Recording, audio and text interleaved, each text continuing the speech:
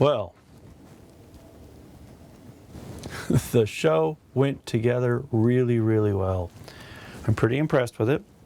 There were some technical issues in the very beginning, so it kind of starts out mid-sentence. And there were some volume issues. That was kind of fun to take care of. But the show worked out really well. Let me tell you kind of what I'm thinking about. We need to put together some kind of a way that people, you, me, everybody, can sit down and just say what's on our mind. This is not, I don't want to fact check all this stuff. I don't want someone to try to convince me that they're right and I'm wrong. I mean, obviously I have opinions about how I think things should be, and other people have opinions about how they think things should be. And I want people to get together and just say, what's on your mind? I mean, where are you coming from? What is, how do I say this? What's relevant to you today?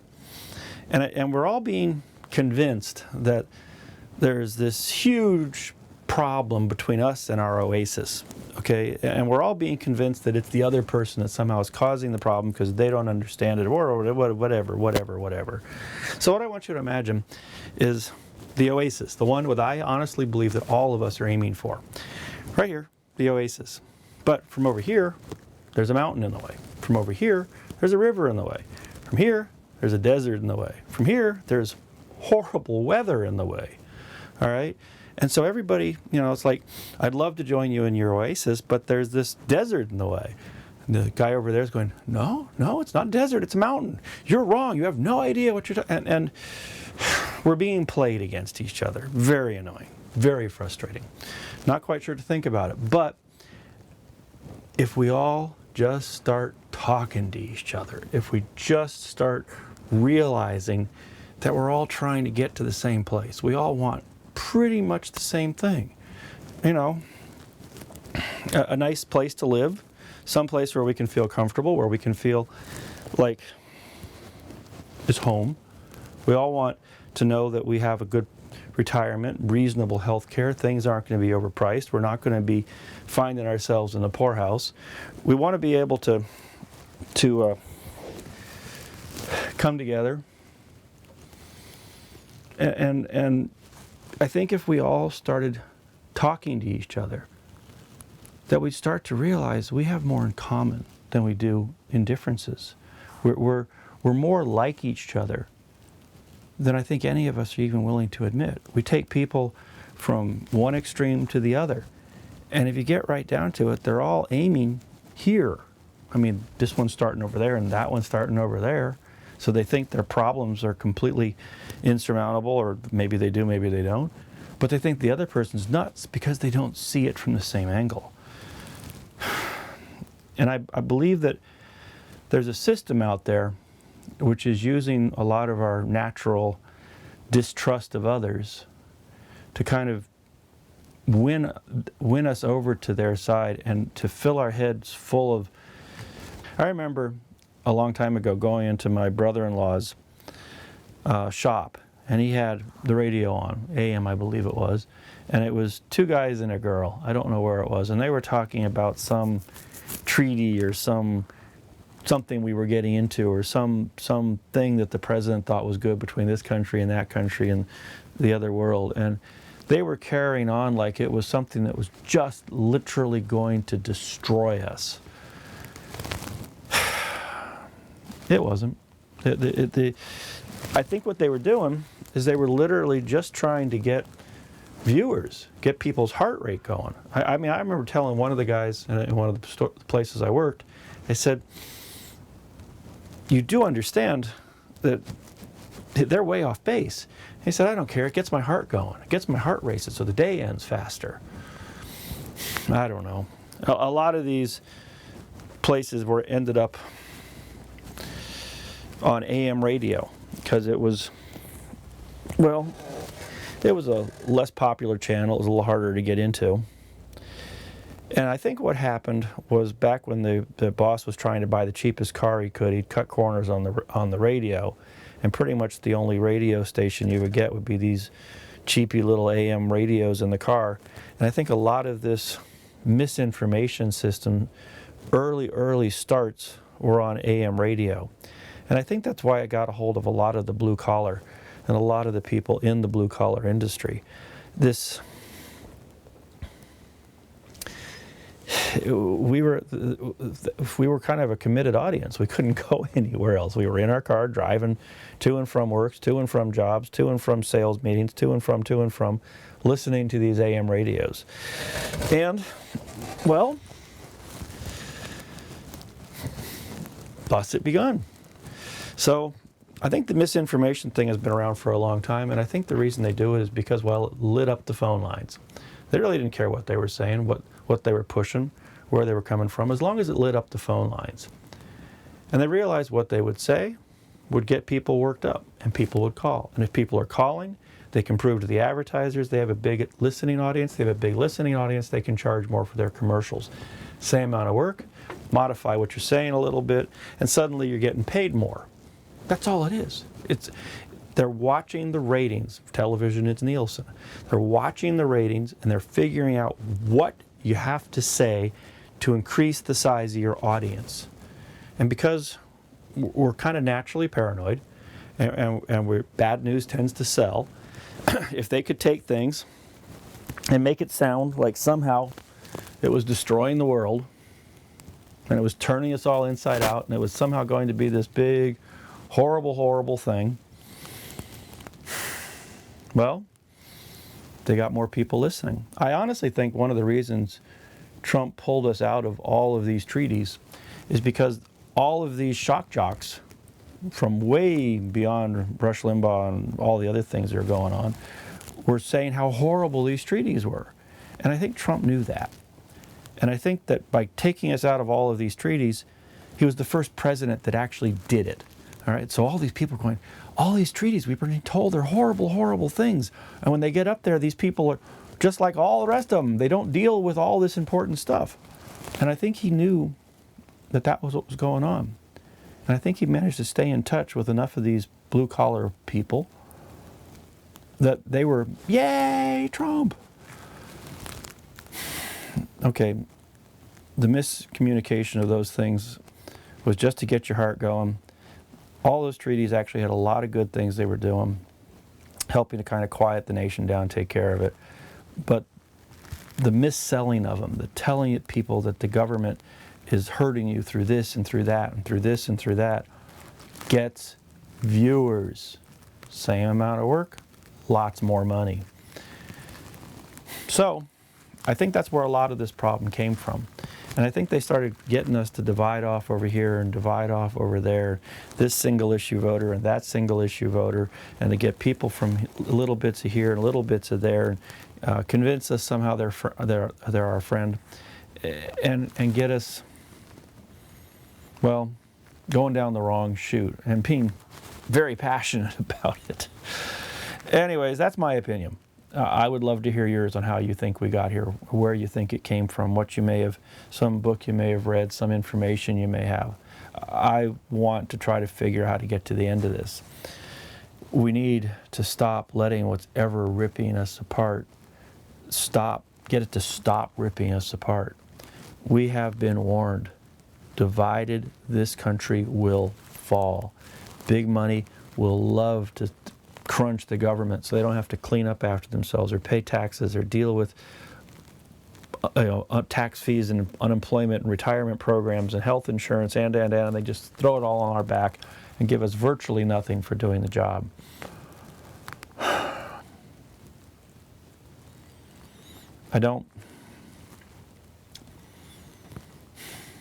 I am a great believer in working for the little guy, working for the man, working for business, working for what it takes to keep diversity around. Diversity through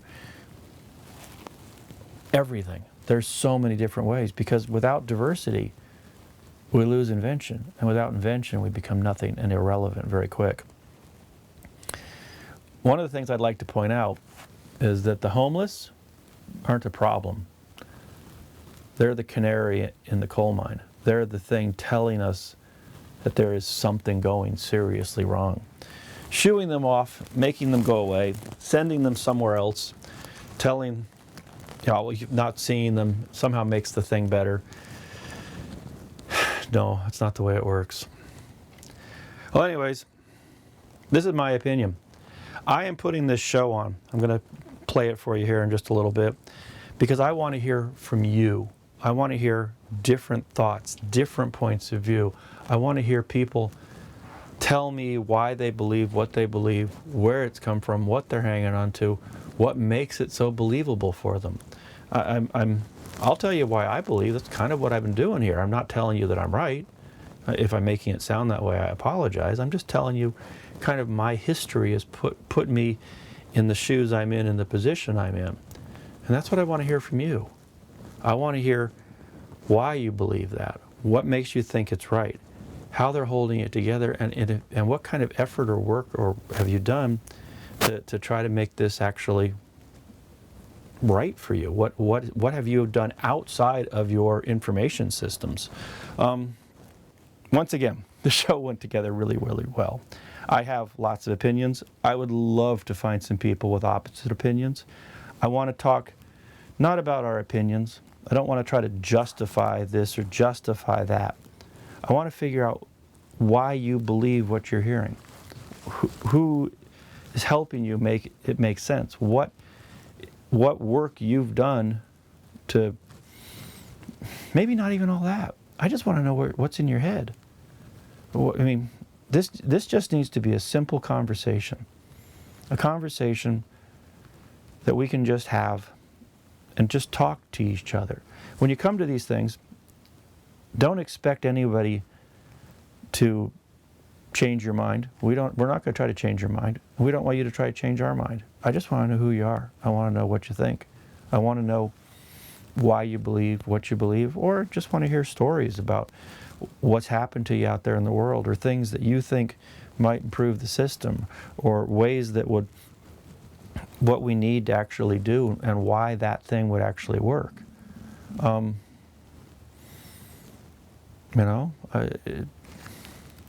Anyways, sorry, got a little sidetracked. Hope you were able to deal with most of that.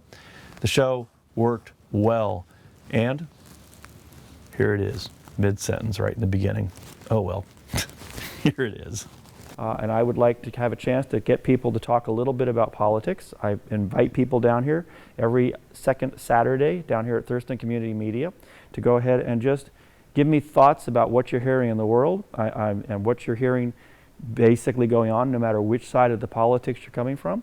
I'm interested in getting people to sit down and talk, because I think if we actually start talking, we're all going to figure out we're going roughly in the same direction. We've just picked different paths to get there. And so the only way we're going to figure that out is to just start having general conversations. I've invited a couple of friends to come down, and we're just going to literally chat. So I'd like you guys to all come on up here, and we're just going to roam around and talk with each other and try to get a general conversation going. I'd like to learn a little bit about who you are, where you came from, and what you're hoping to do in this world. So come on up. Who would like to be brave enough to start? I'm going to let you start. Okay. So just who you are. Who am I? That's a good question. That is a real tough question, isn't it? Yeah, it is. It's hard to figure out who you are. Amen. Amen. So- But at the moment, I'm using the name Buck Pavoni. It's not an alias. That is my name. But and here from Olympia, living in Olympia, and actually have a show that's going to be coming up too. Cool. So thank you for the invitation. Well, thank you. I appreciate you being here. Hello, my name is Lene Reed. I am a local multimedia artist, poet, author, activist. Author and activist. Yes, we've emailed. I'm here to talk to you, to meet you too. We have a star among us, apparently. All right. Anything else? I'm just very interested in the conversation. This should be interesting. I think it should be very I think interesting it'll be also. very interesting, I am yes. so looking forward to this, and I'm so looking forward to people realizing I'm not trying to pull tricks, I'm not trying to pull punches, I'm not trying to get you in, I told you so situation. And let me tell you a little bit about how I plan on editing this. If someone does say something, or they stumble over themselves or say something foolish about, all I'm going to ask you to do is start again. And that part where we made a mistake, where we may have stumbled over something or said something we didn't like or reconsidered what we're doing, I'll literally just cut it out, put it on the floor, patch it together, no one will know. Okay. I don't care if I agree with you or if I disagree with you. All right? My job, in my point of view, is to make you as real as possible. Make sure that we're not hurting you or your reputation. Make sure we're not trying to make you look funny or silly or stupid.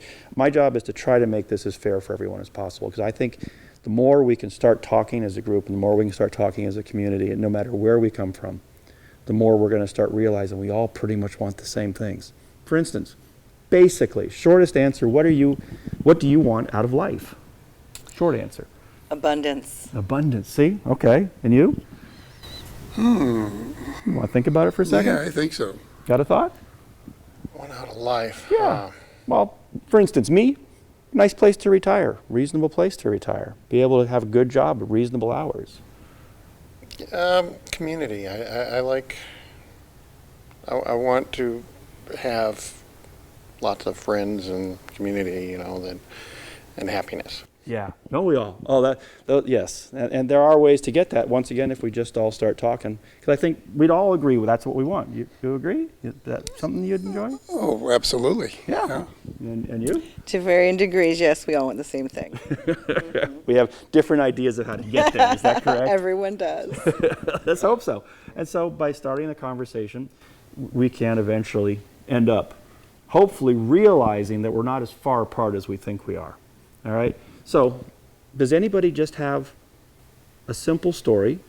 It could be political, may not be political, could have something to do with the relevant news, just some thought that might just jump into your head. They'll get us rolling. Ladies. They're all going to say ladies first. I don't have anything yet. Well, you were just talking a little bit about what's going on with some of Fox News at the moment. Well, yeah. I mean, there is that. Fox News is coming under fire for a lot of the things they said that they knew were not true. The higher-ups are blaming the lower people, and the lower people are blaming the higher-ups, which is the way it always goes. And yet, people are, no matter what they say, people are still going to back them and be behind them. It's like out of politics, it's like people who love Chevy versus people who love Ford. Their car could break down all the time, and they'll still love that car over the other car that doesn't break down at all. So I guess it's brand loyalty. Could be. Is what it looks like to me. Could be. It could be a lot of brand loyalty. I would love to have a Ford or a Chevy person here. I'd like to have someone here who could actually speak to the other side of that. I do know that we're hearing two completely different sets of stories right now. Yeah. Well, I'm a Chevy person, but I drive a Hyundai because even Chevys break down. So priceless. Any thoughts? Actually, yes. Last 3 years, as we all know, pandemic. Oh, yes. And my profession is a counselor, so, and with youth. And what's taken place over these 3 years with the isolation initially and then some of the fallout, and just kind of interesting how Surgeon General, I think it was just last year, declares an emergency. It's been an emergency for quite some time, a crisis for the governor, same thing. That was a couple of years ago. Unfortunately, where kids are taking themselves out, suicidality, those kinds of things. And to me, it's been more like, self hurt, if you would, different ways of that happening. And that's what can kind of lead up to some of these. But addressing that, it really isn't happening because the numbers keep going up, the suicide numbers, unfortunately. So to get into the schools, get into communities, to offer not so much survival skills, but more of negotiation. Not negotiating, but navigating. Here's what's going on for me, and how can I stay safe, and how can I help others that I know, peers and that sort of thing. So that's one of the still things knocking on the door. One of the things I've been hearing is there's a lot of people that are very concerned that when we start wanting to help kids, because I'm wanting my family, my grandkids, my generations I don't know, to have access to the same planet, the same earth, the same rules, the same that I've had, all right? But now I'm listening to people with wonderful hearts writing books that will help people, that they, younger kids, books that they needed when they were younger to help them get through challenging parts of life. And what I'm hearing is people are saying, you're grooming our children, you're trying to make them into more, by giving them all this information, and I just, any thoughts on that? Well, I think it's going down a path that it's not going to be as effective as what they're suggesting. Let's say it's really, what can I use right now? That's what's important. It's the immediacy. Seriously, it's beyond crisis. Before the pandemic, it was a very shocking issue. It's like 30% of kids were committing suicide, and those numbers fluctuate, but it's been an ongoing, but a situation we really haven't, I don't think we have as a society and as, whatever you want to call it, even not so much just government, but we just haven't really been addressing it effectively, because there's the future, isn't it? The children are our future. And it's not grooming them, it's the navigation skills to whatever's coming up. At least I have some ideas of how can I work with this, how can I deal with it. I have a hard right friend of mine who is basically started making accusations about me because of what he was listening on his show, and I kind of ended up having to walk away from him. But to me, it is stunning how much they're trying to force people to not be able to keep our kids informed. My general belief has always been there's nothing wrong with too much information. You're going to be the person you're going to be. I do honestly believe it's kind of already set, all right? And the more information you can get in your head, the more information you have to deal with and the better decisions you can make. And he was saying, well, I send my kids to school, to college, I pay for their college, and they don't come back thinking the way I do, so they must be I don't know how to get across this because education is good, but I'm actually listening to these people being taught that education is bad, and they're being commended and patted on the back for not having fallen into that trap. And I could go on this one for a long time. Any thoughts? Well, again, to me, one of the primary difficulties and, if you would, problem is social media. Again, with kids. And we used to do groups with teens, and one of the first things they wanted to talk about was cyberbullying. Cyberbullying. So, no more of this face-to-face stuff. It's where you don't even know who is coming at you, but I was a picked on it's child. devastating. Yeah. I was a picked on child. I think most of us feel kind of like we were a picked on child, but for the most part, unless you have some clue as how to deal with that information, some way to be able to process it, okay, and I sincerely believe the more information you can give people, the more intelligent decisions they're likely to make. But informed decisions. Yes, then, right? yes. But you also have to learn how to avoid getting accidentally programmed. I know that there are handfuls of ways to get into the human soul, and I know that there are ways that you can get right past. We are hackable. Okay, it is very easy to hack a human being. I have no skills in how to do that. I don't want to have skills in how to do that, but I know people have done it. I had a friend of mine who ended up joining the Moonies, Sun Young Moon, and I had a friend of mine who went into what was that group that would hang out in the airports and pass out flowers and beg for money? Hare Krishna. I think so. Yeah, he ended up in that. Said basically fed him lots of macaroni and kind of just forced thoughts down his heads, and it took a lot to get these people out. And I think right now our media has kind of figured out how to get viewers, but they figured out how to get viewers by hacking into us and getting us addicted to what they're saying, to the point that we don't even question it. Any thoughts?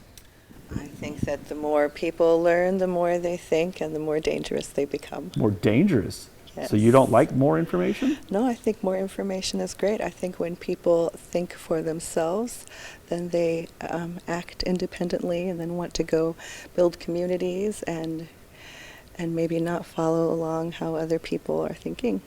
The masses that are programmed. Interesting. and told what to think. But okay, but you said it's more information is more dangerous. I'm very interested in kind of a little bit more of a definition there. People that don't think and don't know anything are pretty harmless. They don't really have opinions and they don't really do anything. Really? Do they? They- I think what she means by more dangerous is dangerous to the ones who have the false sense of power and control. Is that what you're talking about? Yeah, Really? like the French Revolution. Yeah. All right. Once you realize that the system is rigged, we've had 45 said many times that the system is rigged. So you have your own politicians telling you don't have a chance. And that's why so many of the younger generation are jaded and have mental health issues, because they are born into a world that's already poisoned and already they don't have a chance to. If you go to school, you're just in debt, and that doesn't guarantee you a job. And Don't start me on and yeah, on everything. So once you become educated, you realize that's what's going on in the system. And then so the more educated you become, you have to act on your own. And then that starts protests and people being not happy with the state of whatever marginalized group they are in. I'm most of them. So I speak out a lot. I'm glad you speak out a lot. Yes. The world needs a lot more people to challenge us. You know, the tough thing and the mistake I've made, especially when I was trying to first figure this out, is the difference between challenging somebody and accidentally driving your point down their throat. I was very good at trying to drive my point down people's throats to the point they thought I was wanting them to live like me. And honestly, that's not what I was trying to say. Any thoughts on that? I think what we started the show with community and abundance and people being together, I think that the world that we have all created and grown up in is not that world. And that's why we are all looking for ways to grow and heal the world and the climate in ways that are tangible, in ways that make everybody money, in ways that we are employed and housed and all these kind of things. But big oil and plastic and chemicals, that oil spill, the chemical spill, the train derailment, there are so many of them. Oh, it's absolutely insane. So what we're doing is not the answer. And so when you become educated about all these things, you really got to become educated about dioxins and nuclear, radio. I mean, come on, you got to be good. You become, because you don't want to live that way anymore. No, you don't. Most of us don't. Most of us want to get away from that. Yes. You were talking economy. I enjoy the economy, but you can't go around and just restart economies everywhere. All right, we have people that are building worlds, metaverse, what is that? Metaverse, where they're building worlds out there in the computer land. Well, if they could take different financial processes, different industries, get and put it into their world, money, management, banking, how to deal with cash, have people actually have money in these worlds, figure out how to make jobs, make employment, be able to buy and sell. And at that point, every economy could be tested. The economy that I would love to figure out how to test would be one with zero interest. I am stunned. Why did we give our money to a system and are we letting them charge us interest? Okay, you want affordable housing? If you get rid of interest, the payments drop by half to 2/3. All right? Anyways, that one, I can go on about that one for hours. Any thoughts? Well, I'm certainly not an economist here, but in my mind, I'm thinking if people have money, they're going to spend. Yes. And if they spend, then there's going to be a demand for products. Yes. And by having the products available, that means employment. Yes. Keep people in jobs. And then a lot of the other things that come from that, having your own home, let's say, or whatever it might be. But it's really put money in our pockets. I think when we talk about the economy, we aren't so much as talking about mom and pops and people that are going to college. And I think that's what we need to talk about. When we talk about the economy, the powers that be, in my mind, are talking about Wall Street and international shipping and pork bellies, okay? And Walmart, billion-dollar corporations, Amazon, okay? But the people, even though, yes, people work for those companies, they usually aren't happy there. They're overworked and underpaid. The economies we need to be rebuilding in America are mom and pops, the ones that were shut down, are people that are going to graduate and have their own tech startup. Things that I'm not even into. I'm a poet and a healer, and I like really analog kind of things, but people need to be able to start their own cooperatives and small towns, and we need to think small again. Yes, there are ways that it's important to go into the future throughout the world and have big international global conglomerates for certain things, but you need clean water and housing and clean food at home in every neighborhood. And you need smaller business. And you need eggs on every What block. right now, what I have watched happening many times is we have the people selling herbs and herbs all over the place. But as soon as they started saying, we can take care of your headache, we can take care of this, we can help your bowels work better, we can get you, and all we got to do is these plants mixed in with this, drink it as a tea or put it in a brownie or whatever. As soon as they started doing that, suddenly all these rules started appearing, turning everything from whatever to a headache into a medical condition. So now if you can't buy herbal teas on food stamps. Now you can't buy anything that says that it's a supplement for pain or headaches, or you can't even buy teas on food stamps now. because it's considered medicine. Because it's considered medicine. And so that was one of the first steps in actually taking these people offline. All right. Then I watched other industries just getting slowly dismantled. Right now, I'm aware of the fact that all doctors are becoming employees. All right, and we're losing all independent, good old doctors because they're all being bought up by big major corporations, which now have such a strong control over everything. They can do surprise billing all over the place. All right, the government, from my perspective, should be doing its best to work for the people. All right, and if you can actually get the government to focus on the individual and focus on the people and focus on some of the down-to-earth thing. I have a chiropractor friend of mine, good chiropractor in my opinion, and he basically started talking to me about the regulations and the things they have to put in and the information they have to write, which is all something a bigger business can kind of dell out and be able to make work, but it's putting these little guys out of business. I just got talking to the midwives, a group of midwives. We're saying that the same thing's happening to them. They're being shut out by just these big corporations making small little laws and small little changes that don't sound like much, but when you're a 1, 2, 3 person shop, you're done. That kind of wipes you out, you know? You've been quiet for a while. Well, I agree. There's actually a lot of things out there. Like take Tesla for example, okay? If Tesla breaks down, you cannot go to a mom and pop shop. You can only go to Tesla. And other car companies are starting to do that as well, follow suit with that, where they engineer the cars in such a way where you can only go to one of their technicians to fix their cars, which also puts mom and pop shops out. It's doing the big corporation thing again. Yeah. He's trying to build a one-stop shop for one end of his world to the other. Yep. I get that. Which is why Tesla, you can't even use a Tesla charger on any other electric car. One of the things that I became aware of is that there are actually videos online right now that'll show you how to fix the Tesla battery pack. It's many, many cells. One of them fails, the whole battery pack comes up as an error code. And so the only choice they give you is to put a $20,000, $25,000 battery pack into the bottom of your car. You know, and they're showing videos where they just say we can do it. But you go in, you take the battery pack apart, you dismantle it, you put it on an area, you can test it. I have a few ideas of how I think they do it, but I'm guessing. You literally cut the end off one of the batteries and the battery pack lives. The only option Tesla, I love too simple. The only option Tesla gives you is bring the whole thing in. Anyways.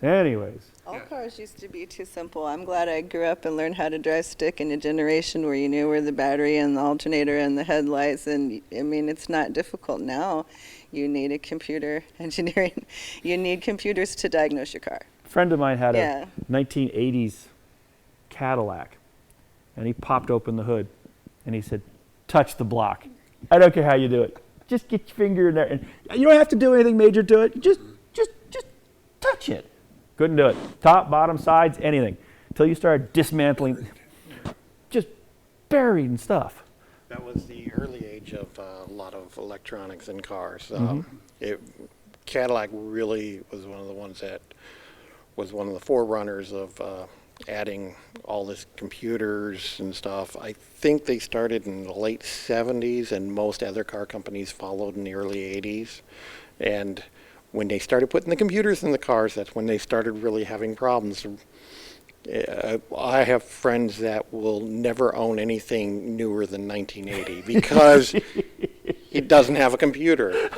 You know? I have dune buggies, man. The only thing electronic in it is the points, and the reason those are electronics is because one grain of sand will stop your buggy otherwise.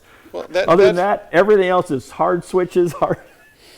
That's why they got rid of the Volkswagen Bugs, is because they were so simple and they were actually economical. And despite what they say about the smog, they actually were not the major issues. The better the gas mileage, the less smog your car creates. And those had the best gas mileage. And they were the simplest little things. I mean, I have a friend that had a VW bus and a VW Bug, but only one engine. And he drove the Bug all week long, and he took an hour on Saturday morning, pulled the engine out of the Bug, put it in the back of the bus, drove the bus all weekend. Sunday night, he would take the engine out, put it back in the Bug, and drove that for the week. I know and how it simple was that that is. simple. It is. You know? It's amazingly simple. 4 bolts, the gas line, and a little wiring harness, and the Yep, thing's on the exactly. ground. That's all you really need. Yeah, it really can. My understanding of why a lot of this electronics showed up is because they started putting out rules and regulations as to what they wanted coming out of our exhaust pipes, to the point that literally in some cases they would just pump air into the exhaust to lower the parts per million coming out of the exhaust That's a pipe. catalytic converter. So how did we go from gas-powered vehicles to electric vehicles and skip over hemp-powered, and water vehicles? Oh, we didn't. We did, though. No, we we didn't. skipped over them. Like they go- aren't even go- options. Go watch Jay Leno's Garage, man. Electric cars. We actually started with water powered vehicles, went to electric vehicles, then to gas vehicles, and gas vehicles are the norm because of the oil companies. Exactly. There you That's go. my point. That's your They were point. never readily available to the public. Because I they're- have to know how to be a diesel mechanic in order to have a hemp oil powered car, right? I mean, yeah, exactly. Basically, my understanding of that whole thing is it puts too many people out of business. It takes too many jobs away because the electric car, and I think even the steam car to a certain extent, is so basic, simple, and so you don't have to steam. You pull some trees down from next to the road. You get a little bit of fuel, throw some water in it where you can get anywhere, and you're running. All right, electrical. great to me. Yeah, I love the idea, but think of all those mechanics, and think of all. I mean, it puts a Think lot. of all that free time they have if we would instate a universal basic income and nobody had to worry about that. I like the idea of universal income, but that one gets twisted pretty hard by people who aren't paying attention to it. If you don't have enough money to be able to just survive the week, you can't look for a job. No. You can't get better educated. You can can't have go- a job and not be able to. I actually do have a story about that. My grandfather worked for AMF, which most people know AMF as the bowling people, you know. They also did a lot of other machine work and electronics and things like that. Back in the 40s and the 50s, they designed and developed a fast food restaurant that you ordered your food by pressing buttons. The machines made your food, and there was only one person in operation of the entire restaurant, and that was just the cashier. And the reason why they ended the program is not because it didn't work, it's because it did work. It worked perfectly. And it worked so well that they saw the potential of getting rid of tons and tons of jobs. And so they canceled the program. And here now it is, that program is back into play, and it's taking away all the jobs because they want to get rid of the jobs because They cost too much. the employees cost too much. It's like, and what these companies don't realize is that there's buyers and sellers. The big companies, they're the sellers. We, the little people, are the buyers. But we lose our jobs, we are no longer able to buy, which means the companies can't sell to anybody. This And is, that's where they're heading right now. Oh, I know it. We're going to go to an economy that the only way that it's going to exist anymore is if it's a free economy, this where is everything's free this is because my nobody has money. Monopoly game thing. All right, you start out equal amounts of money. You sit down around a board, bunch of people. You play the game. All right? When one person loses, how they lose? They run out of money. All right, they get up, they go into the kitchen, they sit down with a glass of tea or maybe make some whatever, and they just have a nice little time. And eventually somebody else loses. Right? They come in and join them. They have some tea and some water. Eventually somebody has somebody else. Eventually there's one person. What happens at that point? Game is over. Game is over. Right. Nobody to sell to. So you've got to keep the economy alive. If you don't have the economy alive, it hurts all of us. All right. So now let's go with another one here. We've been giving lots and lots and lots and lots of tax cuts away to the rich. I'm flustered by this. I remember my parents and their grandparents talking about profit sharing, major retirement, having benefits packages that were just outrageous and wonderful. I remember hearing them carry on about this. And as we have been giving major tax cuts to the rich, that's been stopping. Think about it. If you have $1.5 bazillion and you're only going to get to keep 10% of it, you're giving the rest to the government because taxation has been 80, 90% in some cases with our stepped economy. All right, there's a long story behind that. It's not 80, 90% everybody. You have to go up each step, but whatever.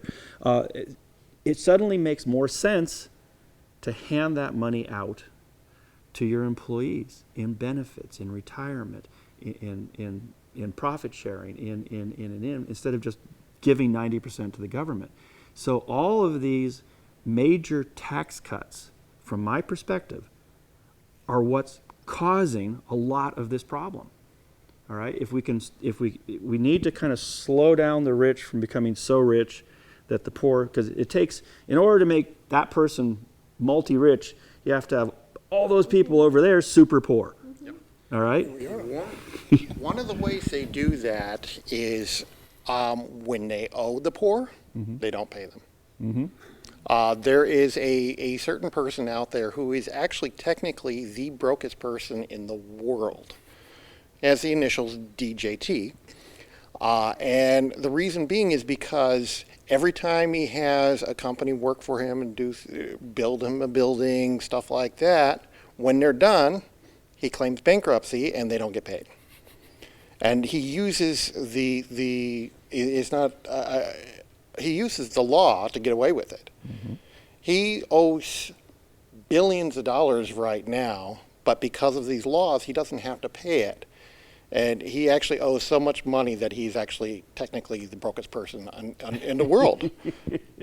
But he just won't pay it, which is why he's still considered a rich person.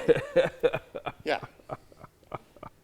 Yeah, there are games you can play with our system the way it's set up. And he knows the system. Yes, he does. He knows the system inside out. He is basically a huckster, in my opinion, who has figured out how to work his way up to the top.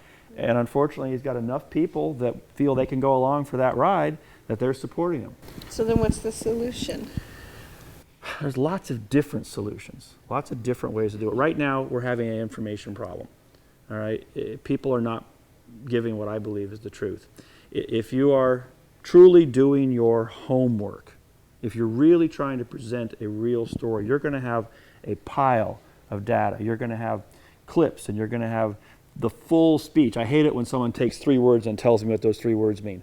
I want to see the entire speech. All right? I remember watching Rush Limbaugh, and I remember I was so sick that day. I actually watched the entire president's speech on C-SPAN. All right?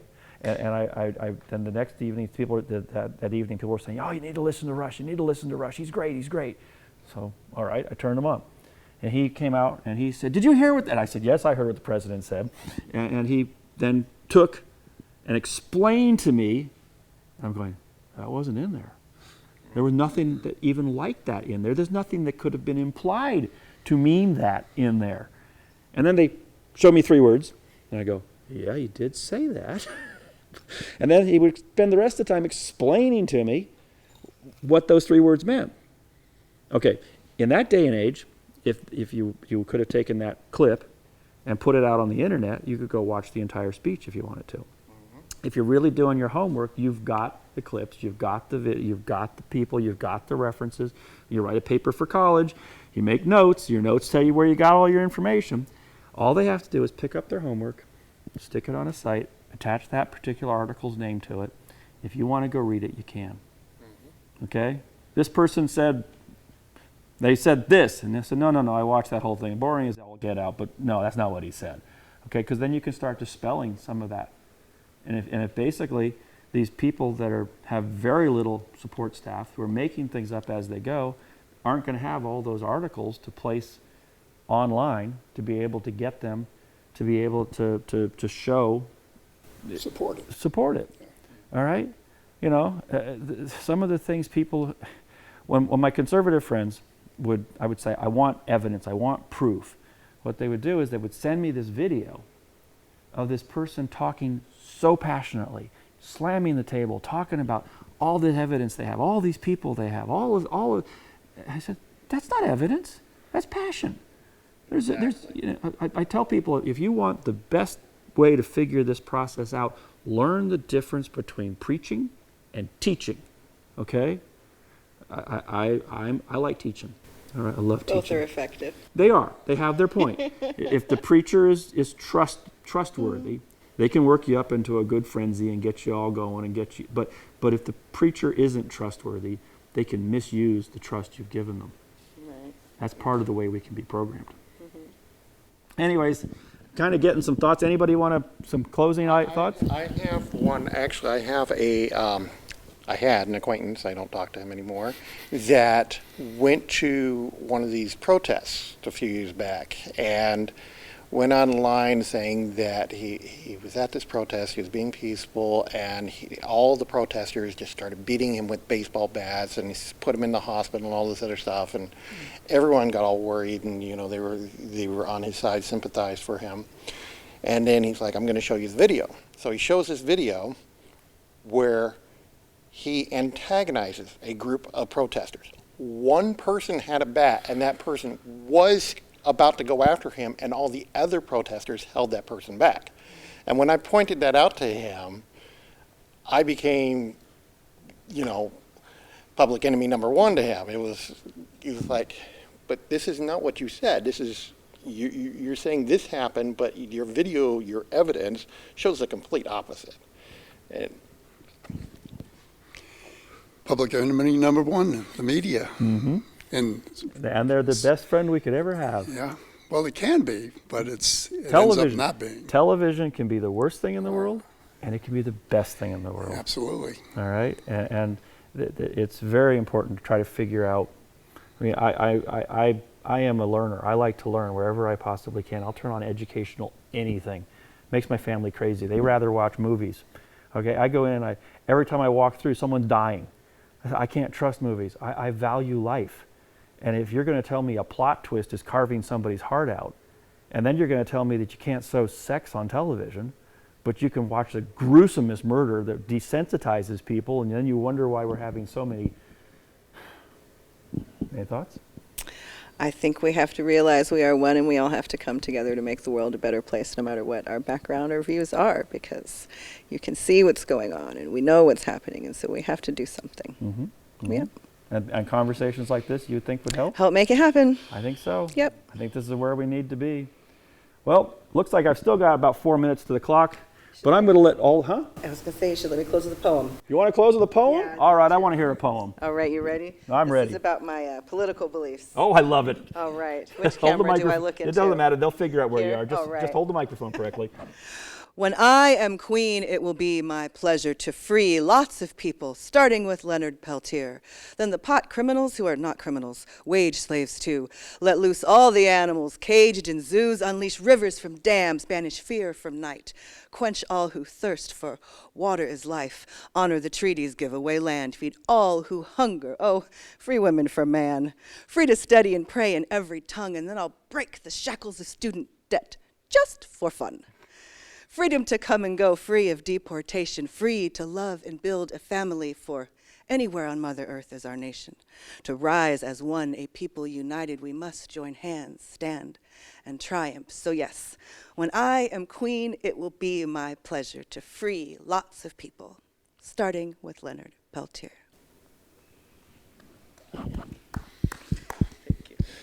All right, folks, I hope you enjoyed this. I want to hear your opinion.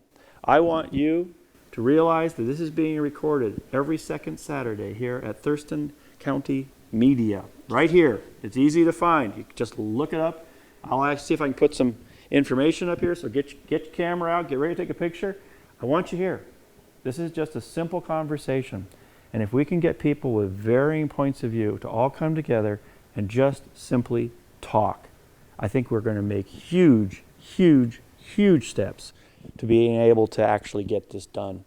Folks, thank you. Yeah, thank you. Thank you. I appreciate you being here. That was my show. I hope you enjoyed it as much as I did. It was a kick to make. Learned a lot of new things from some interesting people, and I'd love to hear from you. I hope that if you disagree or even agree with what you've seen here, with what you've heard on this show, that you'll take some time to come and find this. And one of the things I'd really, really, really, really appreciate is it cost me a fair amount of money to put this show on. I just went out and spent $50 on some memory sticks. I've got a couple of cameras around here, a computer, some stuff that it takes to make all of this possible. I'm running a campaign, holding open a website. This is expensive to do. And frankly, if you want average people to be up there, not rich millionaires, then you have to just find yourself an average person. I mean, they may not be the smoothest, they may make mistakes, they may, I do everything in my power to comb through things. I'll go over something 5, 6, 7, 8, 9, 10 times and try to comb through it to get it right, to take care of the details when it's all starting to count. But at times, like the show, that's just people kicking around their thoughts. That's what's in my head and why I think it's there. That's the important things to me. That's all it is. It's just a chance for us to start realizing that we're all aiming at the same oasis. We're all wanting roughly the same thing. We're all in this together. And united we stand, divided we fall. I want us to be united. I want my future, the generations I don't know, to have the access to the same world that I've had access to. Please join this, donate, help me get the word out, and let's see if we can stop or at least slow down some of this insanity. I want to hear from you, whether you agree with me or not, whether we have the same opinions or not, whether you're coming from over here, over there, over here, over there. I don't care. I don't care.